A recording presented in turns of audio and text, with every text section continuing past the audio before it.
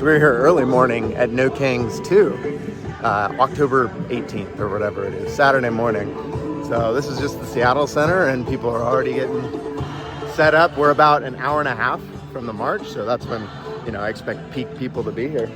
And we're just hanging out. The crew's just hanging out. We're gonna be handing out gay stickers, making friends. That's what we do at the Lived Up protest. So I just want to talk for a second about strategy and protest, because there's a lot of people who would say that, putting all this energy into organizing this big event without having clear demand or something that you're pulling out of it is not wise, right? Or maybe even that it's counter-revolutionary, counter to what we want to be doing.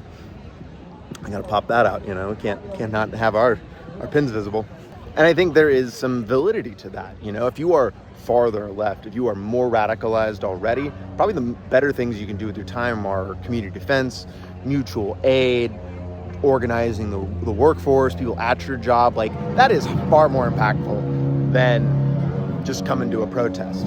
The thing to understand is that most of the people coming to this is their first action. They have never done anything before in their lives, and many of them are probably really, really afraid to, because they have bought into a lot of the propaganda, or they don't understand the value in getting connected with people in your local community, because we've been so atomized as a country.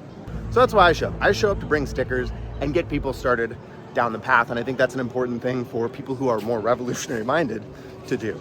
So I made these clips before I watched other people's content that were frustrated about the No Kings protest. And I just wanted to add a couple of quick things. Radicalization is a pipeline. We need to see these events as a sales funnel, because unfortunately most people in our country are just completely apolitical. Like, they are just absolutely not paying attention, and you have to move them from apolitical to paying attention to actually doing something past, because political hobbyism is the next place that most people get stuck at for a long time. That's just posting about it and bitching about it and complaining and doing effectively nothing, right? It's when we talk about outlets that aren't really productive, like social media. Most of what people are doing on social media is not super productive. So moving people from hobbyism into the real world, into their communities, and to then actually doing real activism. And if you don't want to go to these events, that's totally fine.